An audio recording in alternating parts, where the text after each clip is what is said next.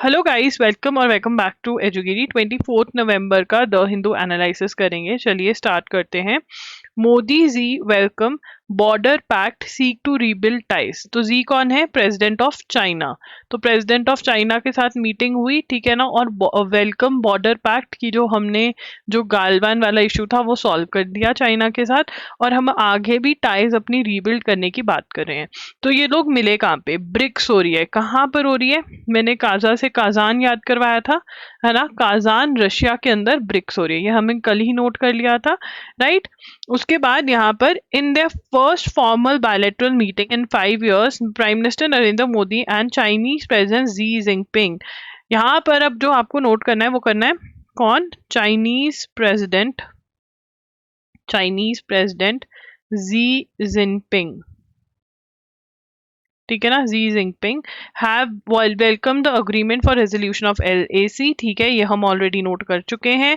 BRICS summit कहाँ पर हुई है? काजान में, ठीक है। Leaders decided to restart dialogue mechanism between foreign ministers and other officials, की जो फॉरेन मिनिस्टर्स हैं और जो दूसरे ऑफिशियल्स हैं वो आपस में बात करें ताकि बातचीत जो है वो स्टार्ट हो सके, ठीक है ना। Rebuild bilateral relations that have been suspended on most issues other than the border situation, the Ministry of External Affairs said in statement after the leaders meeting, ठीक है।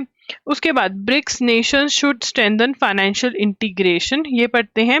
India favors greater financial integration among BRICS members। 16th BRICS meeting थी, कौन सी थी? 16th, मैंने कल भी याद कर रही थी। 16 साल की बाली उमरिया से याद करेंगे। 16th ब्रिक्स समिट जो थी वो कहाँ पर हुई? काजान रशिया में हुई। Very important. ही placed India's under uncompromising position international terrorism, Gaza strip पे जो लड़ाई चल रही है इसराइल की, उसके बारे में भी क्रिटिसिज्म किया गया।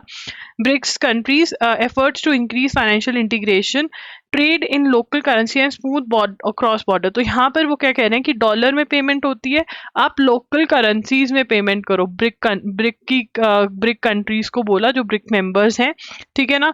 उसके बाद UPI developed by India is huge success. UPI के बारे में बात करी, यूपीआई की फुल फॉर्म इस साल बहुत ज्यादा इंपॉर्टेंट है, तो ये लिख लेंगे सिर्फ। यूपीआई की फुल फॉर्म क्या है? यूनिफाइड, लिखेंगे unified payments interface. Unified payments interface क्या है? Unified payments interface. उसके बाद आगे चलेंगे। SC sets aside NCLAT order on Byju's, ठीक है ना। किसके ऊपर? बाइजूस के ऊपर ऑर्डर था। बाइजूस एडटेक कंपनी है, तो इन्होंने क्रिकेट वालों के पैसे देने थे, board of control for cricket के पैसे देने थे, दैट इज BCCI के पैसे देने थे, ठीक है। BCCI के पैसे देने थे इन्होंने। तो अब यहाँ पे ना पहले समझो कि NCLAT क्या होता है। NCLT, ठीक है। अब ये एक ऐसा कोर्ट है, मान लो तुमने अमन एंड को से तुमने कुछ सामान मंगवाया, ऑरेंजेस मंगवाए, ठीक है ना, ठीक है। नहीं, तुमने लिए, ठीक है ना, यू बॉट ऑरेंजेस, ठीक है ना, ठीक है। और तुम हो सनम, ठीक है ना। सनम एंड को ने अमन एंड को से ऑरेंजेस लिए, ठीक है ना। बट सनम एंड को ने पेमेंट देनी थी, मान लो 12 लाख की पेमेंट है ऑरेंजेस की। सनम एंड को कर ही नहीं रहा, अमन एंड को ने फोन कर लिया, सब कुछ कर लिया, ठीक है। तो अमन एंड को NCLT में केस फाइल करता है कि यार ये कंपनी वाले ने मेरे 12 लाख रुपए देने हैं। दोबारा से स्टोरी सुनाऊंगी, इसको ध्यान से समझेंगे। सनम ने अमन से, जो कंपनीज है सनम और अमन, उन्होंने ऑरेंजेस लिए सनम ने, ठीक है ना, अमन से। 12 लाख की पेमेंट है, दे ही नहीं रहा है सनम। अमन गया NCLT के पास कि भाई ये देखो, ये कंपनी का देखो, इसने मेरे 12 लाख देने हैं, ठीक है। तो अब अगर तो सनम 12 लाख रुपीस दे देगा अमन के तो ठीक है, नहीं तो ये कंपनी या तो ट्रांसफर होगी, ठीक है ना, या फिर इसको वाइंड अप किया जाएगा, बेचा जाएगा और इसमें से पैसे निकाले जाएंगे। अब तुम कहोगे इतनी सी बात पे इतना कुछ, क्योंकि पहले जमाने में क्या होता था, एक कंपनी ने 12 लाख देने हैं, फिर 10 लाख किसी और के देने हैं, 20 लाख किसी और के देने, ऐसे ही करते करते करोड़ों में बात पहुंच जाती थी, बहुत लोगों के पैसे देनदार हो जाते थे। अब ये पहले ही पकड़ लेते कि अच्छा ये पेमेंट नहीं दे पा रहा इतने की, क्या पता ये बर्बादी की तरफ जा रहा है। तो that is what is NCLT। अब यहाँ पे बाइजूस ने जो है वो पैसे देने थे BCCI के, इन्होंने अब और भी बहुत सारे लोगों के देने हैं पैसे इन्होंने, इन्होंने सिर्फ बीसीसीआई के साथ डील कर ली और कहा ठीक है हो गया खत्म, एनसीएलटी में केस खत्म। सुप्रीम कोर्ट कहता है ऐसे कैसे खत्म, बाकी सबके पैसे कौन देगा। सुप्रीम कोर्ट कहता है ऐसे कैसे खत्म, बाकी सबके पैसे कौन देगा। ठीक है, तो अब यहाँ पर मतलब बायजूस ने बीसीसीआई के पैसे खत्म करके कहा कि अब हमारी कंपनी वाइंड अप नहीं होगी। ठीक है, ठीक है, बट सुप्रीम कोर्ट कहता है ऐसा नहीं होता है, बाकी सबके भी तो पैसे देने हैं आपने। तो यहाँ पे लिखेंगे supreme court sets aside NCLAT order on Byju's। क्या था इसमें एनसीएलटी के ऑर्डर में, एनसीएलटी के ऑर्डर में क्या था, फिर नेशनल, ये इसकी फुल फॉर्म क्या है, national company law appellate tribunal. ठीक है, एनसीएलटी ने क्या अलाउ किया था, allowed allowing a $158 crore settlement between edtech firm Byju's and the Board of Control for Cricket in India, that is BCCI। ठीक है ना, तो यहाँ पर क्या था, supreme court sets aside NCLT order on Byju's. Byju's का जो ऑर्डर था कि बायजूस ने ऑर्डर किया था कि हमने बीसीसीआई को इतना पैसा दे दिया है, अब खत्म, अब हमने किसी को कुछ नहीं देना। ठीक है, तो अब हमने किसी को कुछ नहीं देना है। ठीक है ना, तो इतना बहुत है। ठीक है, तो सुप्रीम कोर्ट कहता है ऐसे कैसे, बाकियों के भी तो देने, इतने में सेटलमेंट ऐसे कैसे करा सकते हो तुम, ये गलत है। तो जो ये एग्रीमेंट हुआ था बायजूस और बीसीसीआई का, ये सेट असाइड कर दिया, मतलब the agreement is no more valid. ठीक है ना, सेट असाइड कर दिया मतलब the agreement is no more valid, agreement is what is there, no more valid. उसके बाद आगे चलेंगे, states can regulate industrial alcohol. ठीक है ना, अब इंडस्ट्रियल अल्कोहल क्या होती है, क्या तुम्हें क्या लगता है अल्कोहल सिर्फ पी के मजे करने के लिए, नहीं, अल्कोहल के और भी बहुत सारे इश्यूज होते हैं, और भी बहुत सारे यूजेस होते हैं अल्कोहल के, बहुत सारे यूजेस होते हैं, बहुत सारे यूजर्स होते हैं अल्कोहल के, राइट, एंड वो इंडस्ट्री में भी यूज करी जाती है। ठीक है, तो वो अब जो इंडस्ट्री में अल्कोहल यूज करी जाती है उसको इंडस्ट्रियल अल्कोहल बोलते हैं। और वो कौन रेगुलेट करेगा, रेगुलेट मतलब उससे रिलेटेड रूल्स एंड रेगुलेशंस कौन निकालेगा। ठीक है ना, उससे चीजें जो है कि क्या करना है क्या नहीं करना, वो कौन डिसाइड करेगा, वो कौन डिसाइड करेगा, स्टेट्स डिसाइड करेंगी, ये सुप्रीम कोर्ट ने बोला है। ठीक है जी, अब पढ़ते हैं, अ कॉन्स्टिट्यूशन बेंच ऑफ 9 जजेस upheld the state legislature's right to regulate industrial alcohol. किसकी स्टेट लेजिस्लेचर, लेजिस्लेचर का मतलब क्या होता है, legislature is law making authority. What is a legislature, legislature क्या करता है, लॉ बनाता है, तो ये किसके पावर के अंदर आता है, स्टेट लेजिस्लेचर के अंडर आता है। The majority opinion authored by Chief Justice Deepa Chandrachud held that phrase intoxicating liquor in entry 8 of state list in 7 schedule of the constitution would include industrial alcohol within its ambit. Entry 8 gives state the power to regulate production, manufacture, possession, transfer, transport and purchase and sale of alcohol. हमें पता है, ये अभी लिखना नहीं, हमारे यहाँ पर लिस्ट है, देर आर लिस्ट, 3 लिस्ट है, यूनियन लिस्ट है, स्टेट लिस्ट है, कॉन्करेंट लिस्ट है। मतलब जो सब्जेक्ट्स हैं वो डिवाइड किए हुए हैं कि कौन किसके ऊपर लॉ बनाएगा, सेंट्रल गवर्नमेंट इसके ऊपर लॉ बनाएगी, स्टेट इसके ऊपर बनाएगी, दोनों मिलके इस पे बना सकते हैं।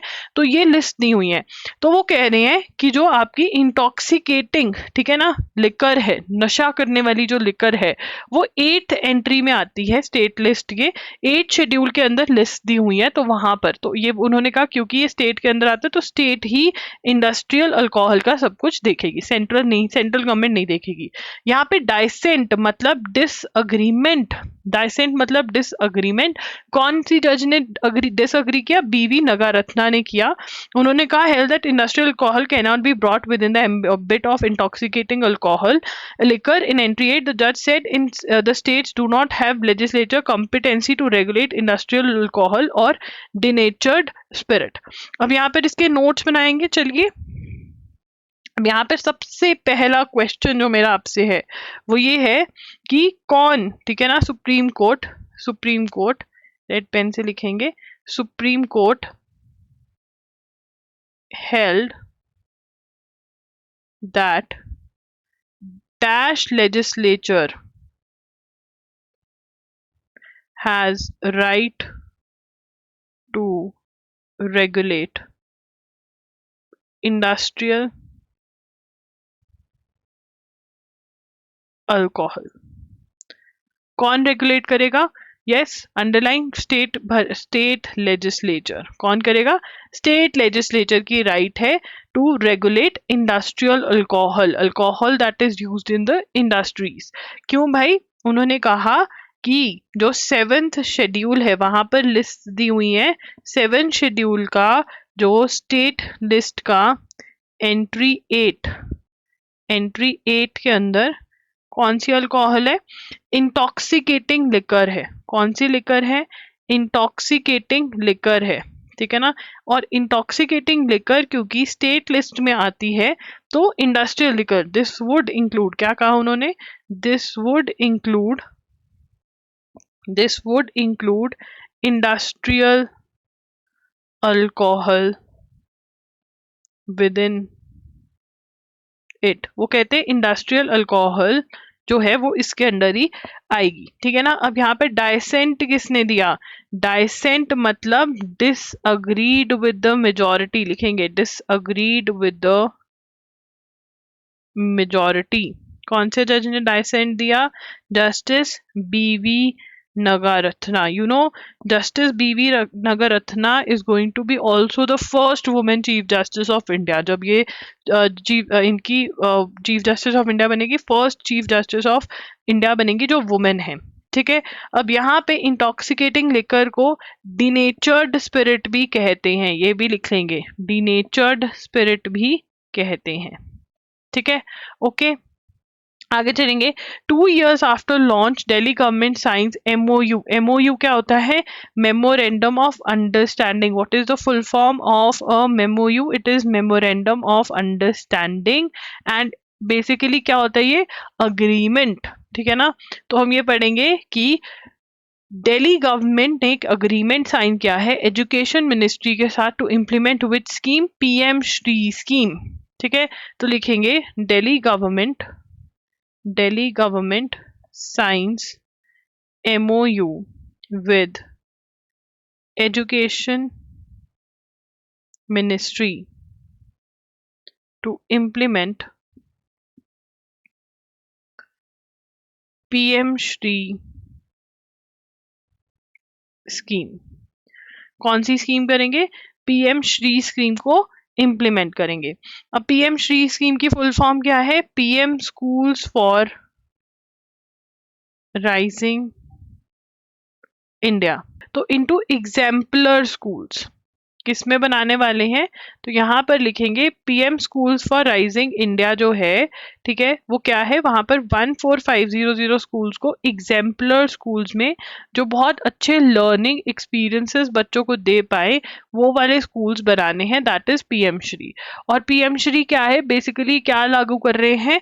इट इज अ स्कीम जिसके through which is in line, PM Shri लिखेंगे, PM Shri is in line with national education with national education policy 2020, ठीक है ना। जो नेशनल एजुकेशन पॉलिसी है वो क्यों आई? वो भी रिफॉर्म्स लेकर आ रही है एजुकेशन में, ठीक है ना। रिफॉर्म्स इन एजुकेशन, चेंजेस लेकर आ रहे हैं एजुकेशन में, ठीक है ना। And it falls under the scheme of समग्र शिक्षा, ठीक है, ये भी लिखेंगे, falls under the overarching scheme of समग्र शिक्षा किसके अंदर फॉल करती है? समग्र शिक्षा के अंदर। ठीक है, और दिल्ली ने जो है इस स्कीम को लागू कर लिया है। ठीक है, किसने? दिल्ली गवर्नमेंट ने। ठीक है, ओके, आगे चलेंगे। उसके बाद ग्रोथ प्रिस्क्रिप्शन। अब यहाँ पर वर्ल्ड इकोनॉमिक आउटलुक जो रिपोर्ट है वो किसने रिलीज करी है? ये हमने कल पढ़ा था, इंटरनेशनल मॉनेटरी फंड ने, आईएमएफ ने करी है। इंडिया की ग्रोथ बताई है, यूएस भी ग्रो करेगा। कुछ कंट्रीज जो वेस्ट एशिया के अंदर है, सब सहारन अफ्रीकन सेंट्रल एशिया में है, वहां पर शायद इतनी ज्यादा ग्रोथ ना हो, डाउनग्रेड बताया है ग्रोथ के अंदर। उसके बाद आर्टिकल 355 के बारे में बात करी गई है। तो आर्टिकल 355 ऑफ द कॉन्स्टिट्यूशन क्या कहता है कि जो स्टेट, जो सेंट्रल गवर्नमेंट है, उसकी ड्यूटी है कि स्टेट्स में एक्सटर्नल अग्रेशन ना हो, ठीक है, इंटरनल डिस्टर्बेंस ना हो, कुछ वॉर लाइक सिचुएशन स्टेट्स में नहीं होनी चाहिए। तो आर्टिकल 355 ऑफ इंडियन कॉन्स्टिट्यूशन क्या कहता है? ये लिखेंगे that has a duty union has a duty to protect states against external aggression and internal disturbance। ठीक है ना? तो ये कॉन्स्टिट्यूशन प्रोविजन है। अब ये यहाँ पर किसके बारे में बात करें? मणिपुर को प्रोटेक्ट करना, जो मणिपुर के अंदर राइट्स हो रहे हैं, ये सबसे प्रोटेक्ट करना, ये किसकी ड्यूटी है? सेंट्रल गवर्नमेंट की ड्यूटी है। किसकी ड्यूटी है? सेंट्रल गवर्नमेंट की ड्यूटी है। The breakdown of the constitutional machinery in Manipur is an open secret. The alarming situation raises significant questions about the capacity of the constitution to reconcile. तो ये सब हमें कुछ नहीं। उसके बाद यहाँ पर ये बता रहे हैं कि कॉन्स्टिट्यूशन में बहुत सारे प्रोविजंस हैं ट्राइबल एरियाज के साथ डील करने के लिए, अलग अलग चीजें करी गई हैं रिकनसाइल करने के लिए, कि वापस से शांति और अमन वापस लेकर आने के लिए बहुत सारी चीजें करी गई हैं। यहाँ पे एग्जाम्पल कैसे ले रहे हैं? सिक्किम की एग्जाम्पल ले रहे हैं। कौन सी एग्जाम्पल ले रहे हैं? सिक्किम की। तो सिक्किम में क्या किया? सिक्किम के अंदर the accession of Sikkim to India in 1975 led to inclusion of article 371F। ठीक है ना, यहाँ पे लिखेंगे accession of Sikkim to India in 1975 led to inclusion of article 371F। 371F। तो 371F है क्या? What is 371F? which empowers लिखेंगे, which empowers the parliament to protect the rights and interests of different sections of the population. तो सिक्किम के अंदर अलग अलग type की पॉपुलेशन, अलग अलग टाइप के लोग हैं, उनको प्रोटेक्ट करना पार्लियामेंट की ड्यूटी कर दी इस सेक्शन ने। उसके बाद और कौन सा सेक्शन डाला गया है? 371F डाला गया है। ठीक है ना, उसमें क्या गया है? Governor has special responsibility for a scheme of equitable arrangement for ensuring social and economic advancement of different sections of the population of Sikkim. तो क्या कह रहे हैं? सिक्किम की पॉपुलेशन के अंदर स्पेशल अरेंजमेंट बिठाया जाए ताकि इक्विटेबल अरेंजमेंट हो, इक्वालिटी हो। ठीक है ना, सबके लिए कुछ ऐसा करने की ड्यूटी लगाई गई है, किसकी? गवर्नर की। ठीक है ना। तो यहाँ पर सेंट्रल गवर्नमेंट और गवर्नर्स को स्पेशल रिस्पॉन्सिबिलिटी दी गई है इन केस ऑफ सिक्किम। तो सिक्किम में स्पेशल सेक्शन आर्टिकल 371F किसके लिए है? इट इज फॉर सिक्किम, ठीक है। और सिक्किम असेशन इंडिया का पार्ट कब बना? ठीक है ना, असेशन ऑफ सिक्किम मतलब became part of India. India का पार्ट कब बना? It became part of India in 1975। Okay. उसके बाद बात करेंगे त्रिपुरा की। किसकी बात करेंगे? त्रिपुरा की।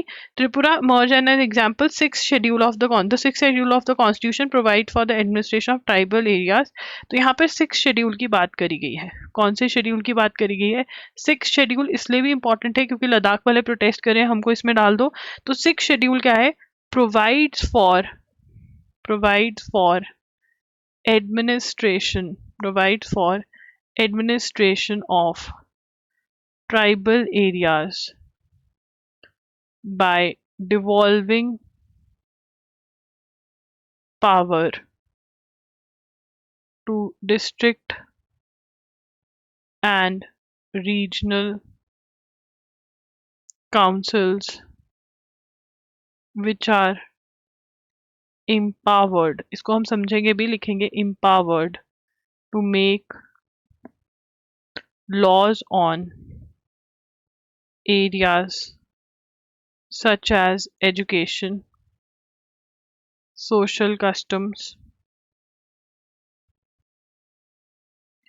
alienation of land, and usage of forests। अब यहाँ पर क्या है? ट्राइबल एरियाज के लिए स्पेशल प्रोविजंस हैं, उनको पावर्स दी गई हैं रीजनल और डिस्ट्रिक्ट काउंसिल्स को।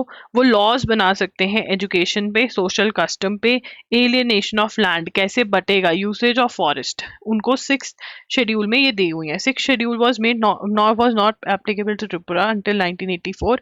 49th अमेंडमेंट के थ्रू 49th कॉन्स्टिट्यूशनल अमेंडमेंट के थ्रू 49th कॉन्स्टिट्यूशनल अमेंडमेंट के थ्रू क्या किया गया? Six schedule was made applicable to Tripura. तो अब ये सब बातें क्यों कर रहे हैं? वो कह रहे हैं कि ऐसा ही कुछ सिस्टम जो है वो मणिपुर की में भी करते हैं। पर मणिपुर में क्या हुआ है? मणिपुर के अंदर राइट्स हुए हैं। क्या हुआ है? मणिपुर के अंदर राइट्स हुए हैं। क्यों हुए राइट्स मणिपुर के अंदर? Why riots have taken place? Manipur के अंदर राइट्स हुए हैं between the Kukichin community versus the Meitei community, ठीक है ना। अब यहाँ पर क्यों रीजंस बताए गए हैं? सबसे पहले तो ये है, ये शेड्यूल ट्राइब है, ये शेड्यूल ट्राइब नहीं है। तो इनके रीजंस थोड़े से अलग भी हैं। एडिटर ने इसके बारे में डिस्कस नहीं किया है। इनके शेड्यूल ट्राइब वाले रीजंस हैं। उसके बाद जो कुकी कम्युनिटी है वो बहुत जो है वो म्यांमार से इलीगली इंडिया में एंटर कर कर यहाँ पे बवाल मचा रही है। ये भी एक इशू है, तो वो डिस्कस नहीं किया है राइटर ने। बट सिक्स शेड्यूल के बारे में हमें पता होना चाहिए, आर्टिकल 371F के बारे में पता होना चाहिए, क्योंकि अब आर्टिकल आ गया है तो इसमें से क्वेश्चन आ सकता है।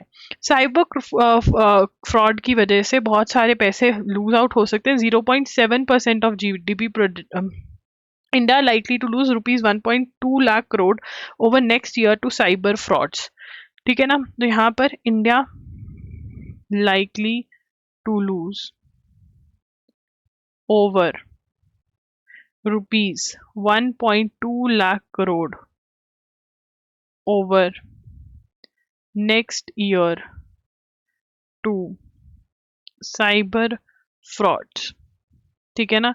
साइबर फ्रॉड को इतना पैसा लूज आउट कर जाएंगे। किसने बोला है? Projections made by Indian cyber crime coordination centre, that is I4C, ठीक है ना, विच runs under Union Home Ministry। ठीक है। अब आगे चलेंगे। A million people to be move, Dana, Dana कहाँ पर हिट करने वाला है? साइक्लोन दाना, ठीक है, साइक्लोन दाना लिखेंगे। साइक्लोन दाना कहाँ पर हिट करने वाला है? वेस्ट बंगाल और उड़ीसा में। वेस्ट बंगाल और एंड उड़ीसा में। वेस्ट बंगाल और उड़ीसा जब कल हम नोट करेंगे, जहां पर भी ये लैंडफॉल करेगा वो भी हम नोट कर लेंगे। ठीक है, आगे चलेंगे। Ministry to provide early weather forecast for villages, किसके थ्रू? Forecast will be available on digital platform. ठीक है, ई ग्राम स्वराज, ये डिजिटल प्लेटफॉर्म है। ठीक है ना। और क्या है? और क्या है? मेरी पंचायत, किसके बारे में बात करें? मेरी पंचायत मोबाइल एप्लीकेशन है। क्या है Meri Panchayat? It is a mobile application. ठीक है ना। तो क्या प्रोवाइड करेंगे? Panchayati Raj, Panchayati Raj ministry in collaboration with, in collaboration with Indian meteorological department will launch initiative to provide daily, to provide hourly weather forecasts for village। अब यहाँ पर क्या है? सो बेसिकली ई ग्राम स्वराज ऑनलाइन डिजिटल, एक डिजिटल प्लेटफॉर्म है। मेरी पंचायत मोबाइल एप्लीकेशन है। पंचायती राज और weather वालों ने अपनी कोलैबोरेशन करी है, जिसमें ये विलेजर्स को आर्ली वेदर फोरकास्ट देंगे कि अभी बारिश होने वाली है, धूप निकलेगी, टेम्परेचर कम होने वाला है, इतना टेम्परेचर रहेगा। इससे क्या फायदा होगा लिखना नहीं है, बट सोचो क्या फायदा होगा। क्योंकि एग्रीकल्चर बेस्ड वो है, एग्रीकल्चर में बहुत हेल्प करेगा कि अच्छा बारिश होने वाली है, 3 दिन बाद बारिश होने वाली है, मान लो ये वाले फोरकास्ट भी होंगे। ठीक है ना। तो फिर उससे पता चलेगा कि अच्छा ठीक है, हम आज बीज लगा देते हैं, 3 दिन बाद बारिश की जरूरत है तो पानी की जरूरत है, लग जाएगी। तो ऐसा हेल्प होगा इससे। E-Shram portal, the Union Government E-Shram one-stop solution portal, which aims to integrate information on welfare schemes meant for unorganized workers in an effective manner on a single platform, has now integrated 12 schemes of different ministry। Unorganised sector कौन सा होता है? Organise sector जहाँ पे company के लिए आप काम कर रहे हो, organised. Unorganised labour, daily wager, क्या है? अनऑर्गेनाइज सेक्टर है। तो उनके लिए क्या लेकर आए हैं? ई श्रम लिखेंगे, ई श्रम वन स्टॉप सोल्यूशन लिखेंगे। ई श्रम, ई श्रम वन स्टॉप सोल्यूशन पोर्टल। ठीक है ना। ई श्रम वन स्टॉप सोल्यूशन पोर्टल, ये क्या है? ठीक है, एम्स टू इंटीग्रेट, क्या करना चाहते हैं? Aims to integrate information on welfare schemes meant for unorganized workers in 12 schemes of different ministries aim to ensure that registration becomes easy। अब यहाँ पर क्या कर रहे हैं? सो बेसिकली एक पोर्टल है, एक वेबसाइट है जिसका नाम है ई श्रम वन स्टॉप सोल्यूशन पोर्टल, जिसके अंदर क्या कर रहे हैं? Information related to welfare schemes for unorganised workers, ठीक है, एक जगह पे लेकर आ रहे हैं। 12 स्कीम्स डिफरेंट मिनिस्ट्री के ऑलरेडी एक जगह पर लेकर आ चुके हैं। रजिस्ट्रेशन ईजी हो जाए इसलिए ये ऐसा कर रहे हैं। ठीक है ना। ओके, उसके बाद आगे चलेंगे। A million people to be moved, A million people to be moved out of Dana's path in Odisha. ये हम ऑलरेडी लिख चुके हैं. Expected landfall जहां पर भी करेगा वहां पर हम लिख लेंगे कल. Stubble burning goes against right to live in pollution free space. Now this is very important. Stubble burning क्या होती है? ये क्रॉप लगी हुई है, क्रॉप काट लिया, जो बचा है उसको क्या कहते हैं? स्टबल कहते हैं. क्या कहते हैं उसको? स्टबल कहते हैं.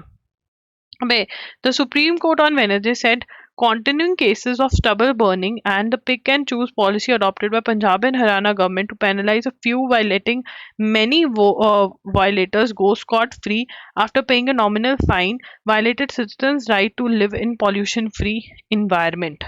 तो यहाँ पर ठीक है, तो क्या कहने हैं? stubble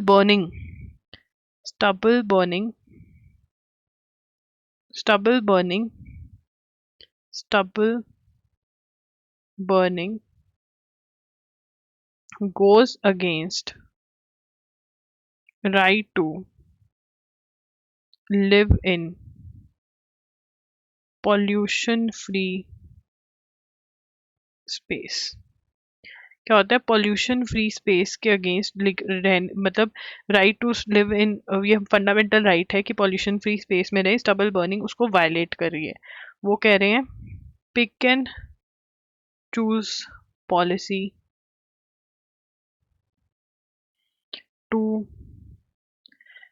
to penalize few.